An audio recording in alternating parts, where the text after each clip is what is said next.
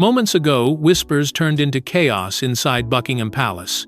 King Charles, red-faced with fury, reportedly stormed into a private financial meeting and made a declaration that no one saw coming.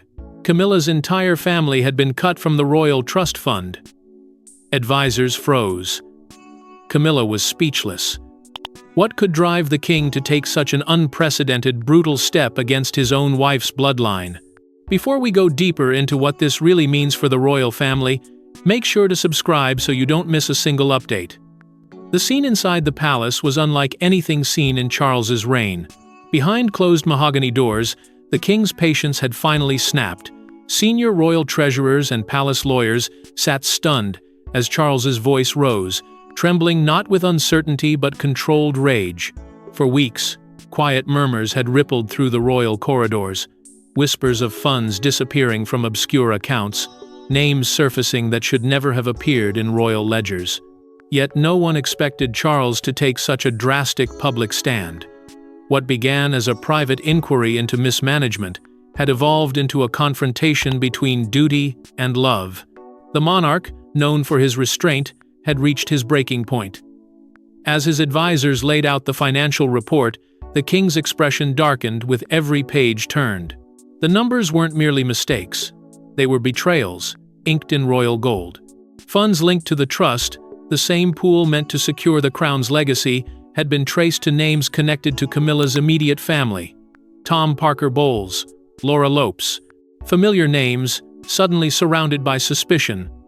The room grew cold as Charles leaned forward and demanded clarity. There was no hiding the truth, and in that silence, every person present knew the monarchy had entered uncharted territory. In a rare moment of visible anger, Charles's voice cut through the tension. "No one outside the bloodline will touch this again." The words echoed like a verdict. Palace officials described his demeanor as unrecognizable, his tone carrying the weight of generations, his face flushed, not with humiliation, but with the realization that loyalty to the very foundation of the monarchy had been compromised from within. Advisors exchanged uneasy glances as Charles signed what would soon be known as the revocation notice. That signature was not just ink on paper, it was a symbolic sword severing decades of quiet accommodation, closing the door on a family the king had once embraced. Camilla, caught off guard, could say nothing. Her voice, steady in public life, trembled for the first time behind those closed doors. The air between them shifted husband and wife, now divided by the cold steel of royal protocol. What began as a financial matter had turned into an emotional storm. For Charles, this was not numbers or inheritance. It was about betrayal and the erosion of trust he once thought unbreakable. In that instant, the king's authority was both reclaimed and weaponized, his decision rippling through the palace like a thunderclap. As the ink dried on the king's signature, courtiers exchanged glances, because what was coming next would tear the royal household in two. The royal trust fund isn't just money. It's legacy, control, and loyalty written in gold. But how did this secretive fund become the center of such an explosive scandal? To understand Charles's fury, we must go back to the roots of royal wealth and how it became weaponized in a silent war of loyalty between blood and marriage. For generations, the Royal Trust Fund has been the invisible force that holds the monarchy together. It pays for estates, staff, patronages, and the quiet luxuries that keep the illusion of stability intact. Every coin within it carries the weight of history funds, drawn not from modern wealth, but from centuries of accumulated assets tied to the crown. Queen Elizabeth II had once called it the spine of the monarchy, ensuring that royal duty was never constrained by personal fortune. Yet the fund was more than financial.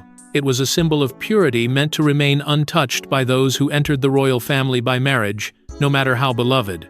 That principle, etched into the institution's unwritten code, was what Charles had tried to protect when he realized it had been violated. After the Queen's passing, the lines that once separated royal blood from extended family began to blur. Camilla, now Queen Consort, was no longer an outsider in name, but her family, especially her children, Tom Parker Bowles and Laura Lopes, quietly began appearing in the peripheries of palace affairs. At first, it seemed harmless. They attended charity galas, were listed as honorary patrons, and even served on advisory boards linked to foundations funded by the trust. But as the months turned into years, those symbolic connections turned into subtle access that would later set the stage for an unprecedented royal reckoning. For senior royals like Princess Anne and Prince Edward, these shifts were impossible to ignore. Behind closed doors, conversations turned bitter. Anne, fiercely loyal to her mother's ideals, reportedly warned Charles early on that the crown cannot afford divided loyalties. The Queen's original vision had been clear. The trust was a fortress, meant to safeguard those born to serve the monarchy, not those tied by affection. But love, politics, and convenience often blurred the king's judgment. And in the early months of his reign, the crown's financial boundaries began to weaken. Then came the reports. Confidential audits quietly delivered to the king's private desk revealed disbursements marked for family-related expenses, with coded references that only a few could interpret.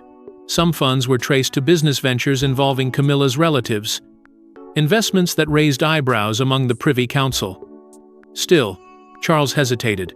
His affection for Camilla often overrode his instincts, and for a time, he convinced himself that it was merely a clerical oversight. But deep down, the unease grew stronger. Something didn't align. The fund that had once symbolized trust and unity was now clouded by secrecy and manipulation. And as he revisited those old financial ledgers one fateful evening, Charles's hands reportedly trembled. Each signature, each transfer, told a story he didn't want to believe.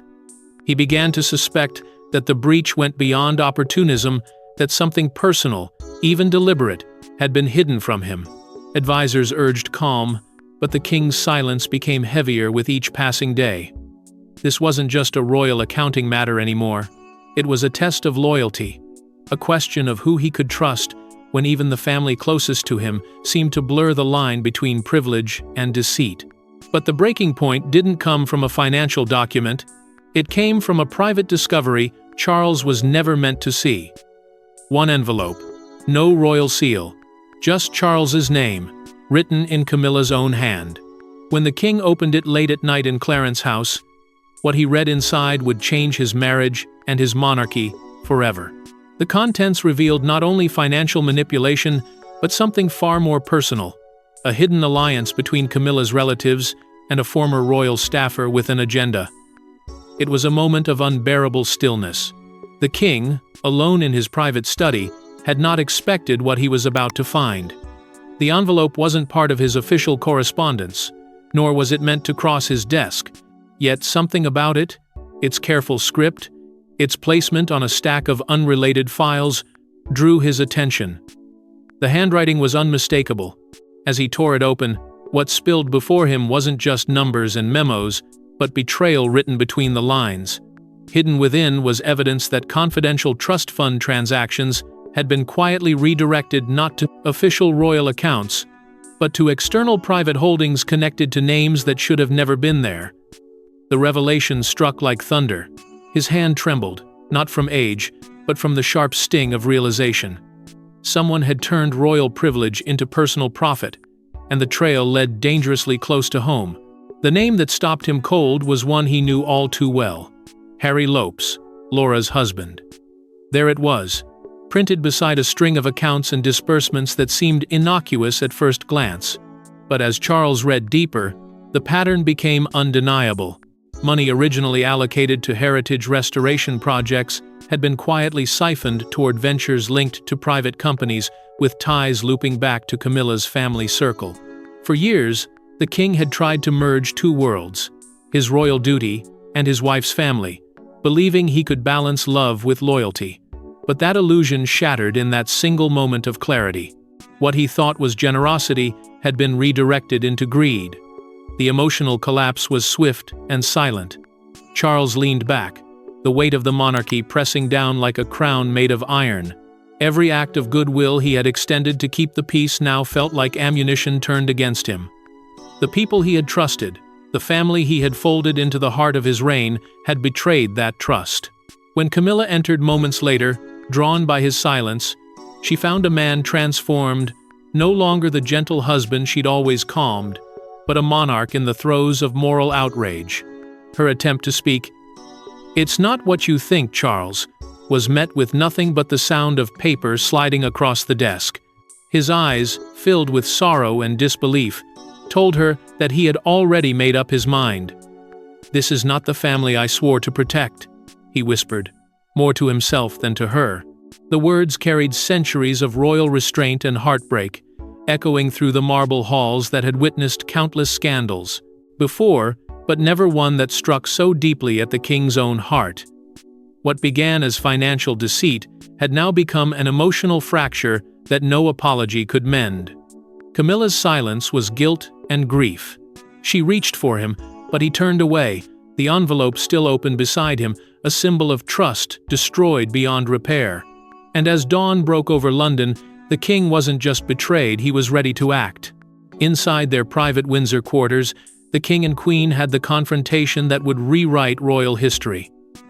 For the first time since their wedding, Charles raised his voice. "I cannot let your family drain this institution dry." What followed was not a discussion. It was a royal ultimatum that shattered their fragile peace forever. The palace walls had witnessed countless royal arguments across generations, but none so raw, so painfully human, as this one. What began as a plea for understanding quickly spiraled into a storm of accusations, heartbreak, and disbelief. Charles's fury wasn't the reckless kind. It was the quiet, simmering rage of a man who had been patient for too long. He had spent months convincing himself that Camilla's family hadn't crossed a line, that love would outweigh politics. But now, staring at the woman he had once risked everything for, he could no longer separate the wife he adored from the circle that had betrayed his throne. Camilla stood firm, trembling yet defiant. "They've done nothing wrong," she insisted, her voice breaking under the weight of years of devotion and guilt. To her, this was not about money, it was about dignity. Her children had grown up outside the palace, far from privilege, far from the weight of royal expectations. To see them now accused of exploitation felt like a deep, personal wound. But Charles's patience had already run out. Protecting greed under the guise of love, he shot back, his words cutting through the silence like shattered glass. It wasn't just anger, it was disappointment, deep and unrelenting. He could no longer bear the thought of royal generosity being turned into a family inheritance for those who hadn't earned the crown's duty. The argument escalated until the walls themselves seemed to echo with tension. Staff outside the room stood frozen, hearing muffled shouting something rare and deeply unsettling within Windsor's carefully guarded calm. This wasn't the measured monarch they knew. This was a man torn between his crown and his heart. Camilla's tears, once capable of softening him, no longer held the same power. Each time she tried to reason with him, Charles countered with the same haunting refrain: "This monarchy cannot survive divided loyalties." His words weren't just meant for her, they were his own desperate reminder of what his mother had built and what he now feared losing. When silence finally fell, it wasn't reconciliation that followed, it was resignation. The king turned away, his eyes hollow, his voice cold. "If this continues," he said, "there will be more than financial separation between us." The meaning was clear. This wasn't just about money anymore. It was about the survival of their marriage and the sanctity of his reign. That night, as rain poured over Windsor, Camilla quietly packed a small bag and retreated to Ray Mill House, her sanctuary before the crown, her place of solitude after every heartbreak. For the first time in years, she left without looking back. The palace remained eerily quiet in the hours that followed. Aides noticed the king's unusual stillness, not the calm of relief, but the calm that comes before something irreversible. Charles didn't speak a word that night.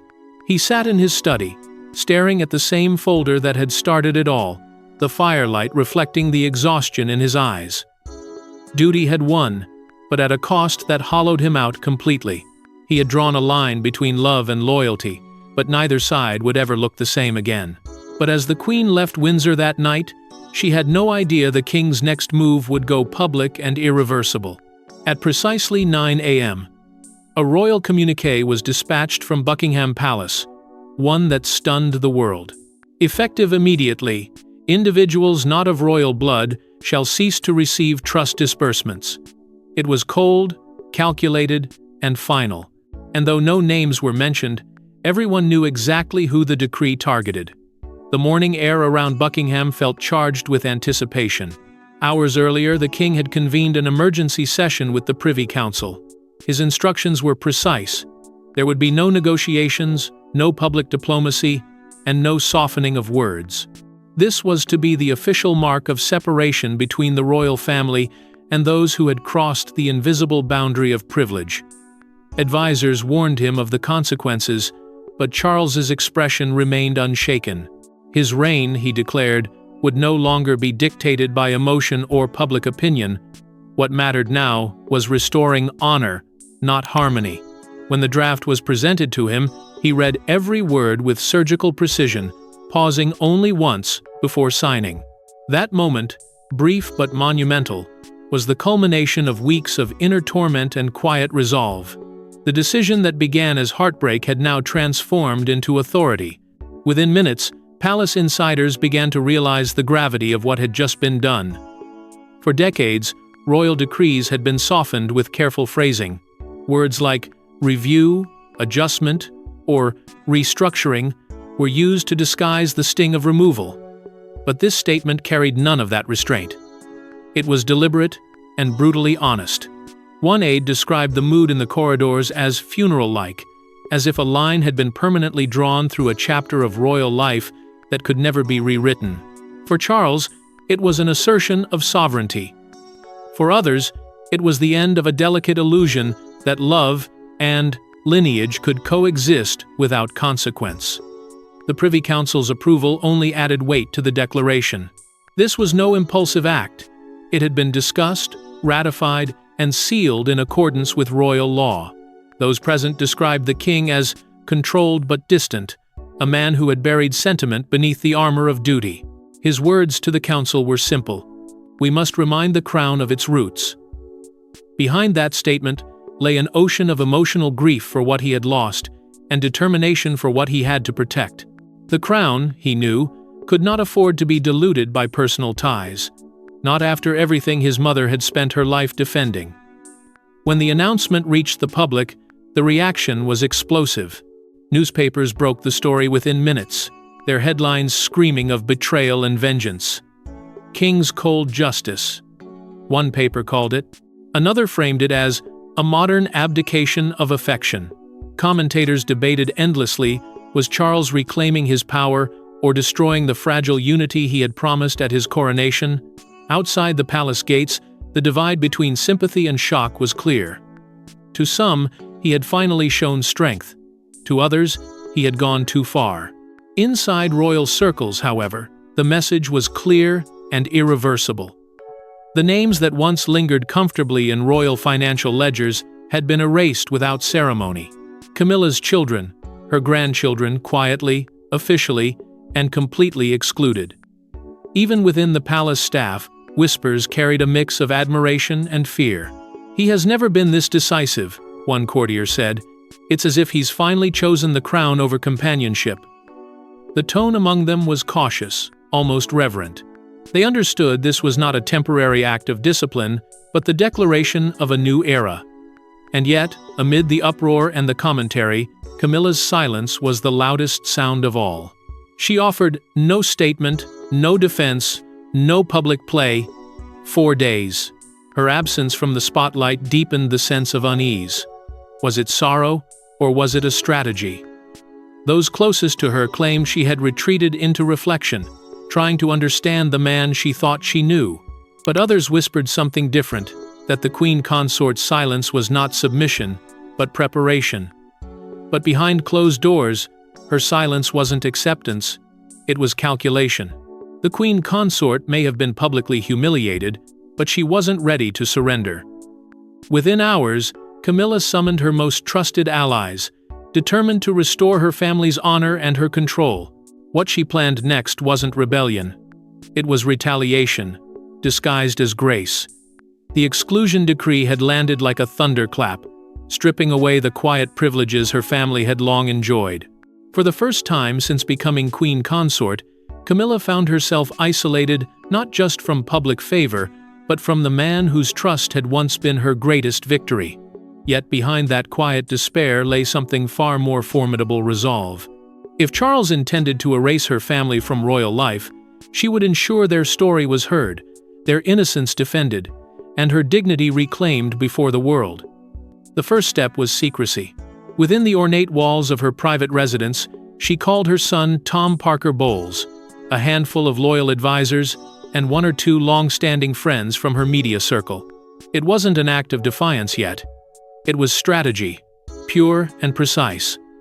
Camilla understood better than anyone that image could be more powerful than decree. The monarchy thrived not on justice but perception, and she had spent decades mastering that balance. The plan was simple: rebuild public sympathy, recast herself not as the manipulator of palace politics, but as its victim. In her view, the king's decree had been a cold betrayal of trust and partnership, and she would let the public draw that conclusion for themselves. Carefully orchestrated charity appearances were arranged within days. She began visiting hospitals, attending mental health events, and appearing at humanitarian fundraisers, her demeanor humble, her tone reflective. Every gesture, every word, carried the weight of quiet suffering. The woman the press had once mocked as the other woman now presented herself as a heartbroken wife caught in the machinery of monarchy. Yet even as she stepped back into public view, cracks began to show behind the polished image. During one appearance, her voice faltered when she spoke of losing one's footing in the storm. To the audience, it seemed genuine. To those close to her, it was a performance wrapped in pain. Soon after, whispers circulated that she was speaking privately to journalists she had known for decades, reporters who understood how to turn subtle quotes into headlines that favored her narrative. "She's not fighting the king," one tabloid wrote sympathetically. "She's fighting to keep her family together." The line blurred between truth and manipulation, and for Camilla, that was precisely the point. Inside the palace, tensions simmered. The king's communications team, already stretched thin after the trust fund decree, struggled to control the narrative. They feared Camilla's public empathy campaign risked painting the monarch as cruel and vindictive. But Camilla refused to be silenced. She reminded those around her that she had rebuilt her public image once before, and she would do it again no matter who stood in her way. Behind her calm exterior, however, was something more dangerous than anger: calculation. Every word she spoke was weighed. Every silence, deliberate. And so, as cameras began to circle again, and her name returned to front-page headlines, the queen consort set her next move in motion. A televised interview, one she believed would mend what the king had broken. Her team called it an opportunity for clarity. The palace feared it would become a spectacle. Both were right. That broadcast was meant to restore dignity, but instead, it ignited a public war between the king and queen. When Camilla sat down for what was billed as a humanizing interview, no one expected it to spiral into chaos. What began as a quiet reflection turned into a moment of raw emotion as she tearfully hinted that her family was being punished for loving her. The clip went viral within hours, and the king's fury reached boiling point. For days, the queen consort had remained silent, allowing speculation and criticism to grow unchecked. But silence, she knew, could only protect her for so long. Her team, desperate to shift public sentiment, arranged a televised interview under the pretense of transparency as a chance for Camilla to reclaim her voice and portray herself not as a defiant queen, but as a misunderstood woman caught between love and duty. The idea was simple. Empathy would soften outrage. But emotion, once unleashed, has no master.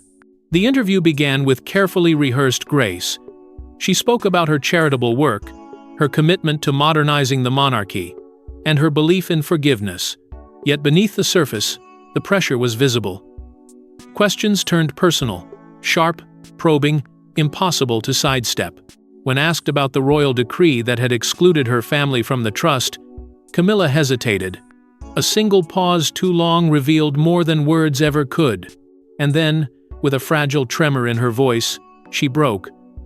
"I've never asked for more than love and fairness," she said, fighting tears. "My family has never sought privilege. We are simply being punished for loving me." The line, innocent as it seemed, would soon ignite a firestorm. When the interview ended, the damage was already irreversible. Within minutes, clips flooded social media, framing her words as a direct challenge to the king's authority. Commentators labeled it the Queen's Rebellion. Newspapers ran front-page spreads of her tearful face, with headlines suggesting emotional warfare inside the monarchy. Public sympathy surged, but so did controversy. What was meant to restore balance now painted a picture of division so deep it threatened the very image of the crown. When the king saw the broadcast, witnesses described him as ashen with disbelief. To him, this was not an emotional confession. It was betrayal, dressed as vulnerability. The same woman he had protected, even against family and advisors, had now placed him at the center of a public storm. In his eyes, she had crossed an unspoken line, turning private wounds into public theater. He felt the weight of history pressing down on him, echoing the mistakes of monarchs before him who had allowed emotion to eclipse duty. His advisors urged restraint. "Do not respond," they pleaded. "Let the storm pass." But Charles was no longer the man willing to stay silent while his authority was questioned. For decades, he had fought to define his reign apart from scandal, to uphold the dignity of a crown that had survived centuries of turmoil. Yet now, his own household had fractured that illusion. To remain silent, he believed, would be to surrender his credibility as both a husband and a monarch. What Camilla had intended as a plea for compassion had instead exposed the one truth he had tried to avoid: that love, when mixed with power, could destroy both. And when Charles finally broke his silence, the world witnessed a monarch choosing legacy over love. Standing before the press at Buckingham Palace, King Charles delivered one of the most emotionally charged statements of his reign. The crown must remain untainted by favor, influence, or private interest. His voice trembled, but his message was clear. Camilla's family was finished in royal affairs, and the era of compromise was over. It was a moment that few in Britain thought they would ever witness a reigning monarch publicly addressing turmoil within his own household. Cameras flashed, the press fell silent, and for once, Charles seemed less a king defending his throne and more a man confronting the weight of destiny. He spoke not from a place of anger, but of weary conviction. Every word carried the gravity of lineage and the pain of personal loss. "My duty," he declared, "is not to those bound to me by affection, but to the people I serve. The monarchy must rise above favoritism, even when the cost is heartbreak." It was the most defining moment of his reign, not a speech of power, but one of cleansing. The monarchy, long shadowed by scandal and doubt, was being reforged in sacrifice. The statement was broadcast live across the nation, an unprecedented step that mirrored the austerity and moral clarity once embodied by Queen Elizabeth II. Observers noted how his tone, though sorrowful, carried echoes of his mother's legacy. It was as if the spirit of her reign guided his resolve from beyond. The public listened in stunned silence. When the broadcast ended, Britain found itself divided. To some, Charles had acted as a true monarch, decisive, principled, and unyielding in defense of the crown's purity. To others, he appeared cruel, a man who had traded compassion for control, but even his critics could not deny one thing. He had restored authority to a throne that had begun to tremble under the weight of modern scrutiny. Backstage, there were quiet voices of support. Catherine and William, ever the embodiment of the monarchy's future, stood with quiet solidarity beside the king. Sources close to the palace whispered that it was William who had urged his father to take the difficult step, reminding him that the monarchy's strength lay in its consistency, not its concessions. Catherine also understood deeper symbolism. The decision, though painful, was necessary to preserve the institution she was destined to inherit. The young couple's calm presence became the silent backbone of the royal narrative, offering stability where emotion had fractured loyalty. For Camilla, however, The speech was nothing short of devastation. Watching from afar, she reportedly broke down, realizing that the husband who had once fought the world for her love had now drawn a boundary she could never cross again. Her family's ties were severed publicly and permanently. She withdrew from the spotlight, retreating into solitude and reflection, her absence only deepening speculation. Palace aides described her as heartbroken but dignified, a woman caught between humiliation and understanding. Her silence in the following days became its own message, the quiet acceptance of a fate she could no longer fight. But even as the nation absorbed the shock of the king's declaration, the calm that followed felt unnatural, like the eerie quiet before a coming storm. For within the palace, whispers began to stir once more. Talk of separation resurfaced privately, unconfirmed, but persistent. Advisors who once spoke in reverence now spoke in caution. The monarchy had been cleansed in the public eye, but beneath the surface, the emotional cost was beginning to show. The king had restored order, but at what price? The answer was closer than anyone imagined. But just when it seemed the dust had settled, a final revelation emerged, one that would rewrite everything we thought we knew about the king's motives. It wasn't greed. It wasn't a scandal. It was heartbreak. Sources close to the king revealed the unspoken truth. Charles had discovered that one of Camilla's family members was behind leaks that endangered Catherine's private medical information. The betrayal wasn't about money. It was about protecting the monarchy's future. For weeks, the world had speculated endlessly about the king's decision to cut Camilla's family from the royal trust. Theories ranged from financial misconduct to internal power struggles, but none came close to the devastating reality. Behind the polished smiles and official statements lay a wound that cut deeper than any palace intrigue. Confidential reports had confirmed what Charles feared most, that someone from within Camilla's trusted inner circle had passed on sensitive details about Catherine's health to a member of the foreign press. It was a leak that had nearly caused a public relations disaster for the monarchy and risked revealing private medical matters that were never meant to leave the palace walls. For the king, this was no longer an issue of politics or propriety. It was betrayal at the most personal level. Catherine, beloved by the public and often seen as the monarchy's emotional anchor, had always been protected with near-religious caution. Her image, her privacy, her dignity, they symbolized the stability of the future crown. When whispers about her condition began to circulate online, Charles's first instinct was disbelief. But when the evidence arrived on his desk, linking the breach to a close relative of Camilla, disbelief turned to devastation. This wasn't a rumor anymore. It was proof. Outsiders had betrayed not the king, but by those he had brought into the royal fold. His silence following that revelation was not the calm of leadership, it was the stillness of heartbreak. In the days that followed, those close to Charles described a man consumed by quiet torment. Sleep eluded him.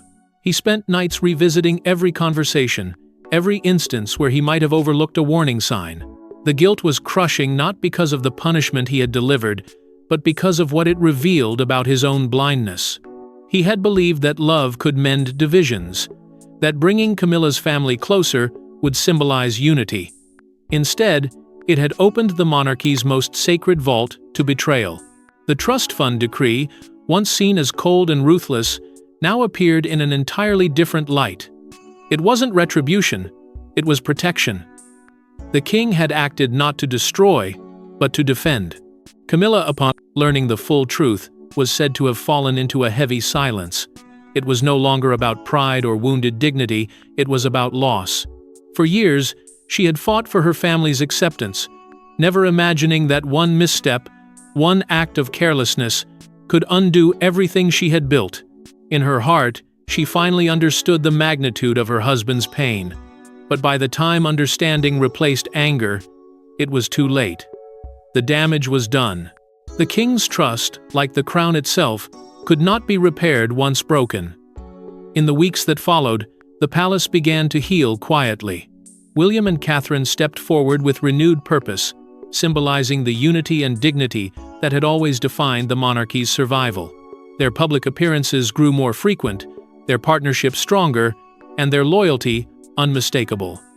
Behind them, Charles watched silently, proud and haunted. He knew his reign had been marked not by triumph, but by sacrifice. The kind of sacrifice no one outside those palace walls would ever truly understand. In a moment, both symbolic and solemn, the king reportedly returned to his desk, reopening the trust fund documents for the final time. With a steady hand, he signed again, this time, not in anger, but in acceptance. The seal that once represented division now stood as a promise that the monarchy's integrity would never again be compromised by personal ties. And as Buckingham Palace fell silent once more, one truth remained: when loyalty breaks, even love cannot save a crown. Thanks for watching. Don't forget to like and subscribe, and we will see you in the next one.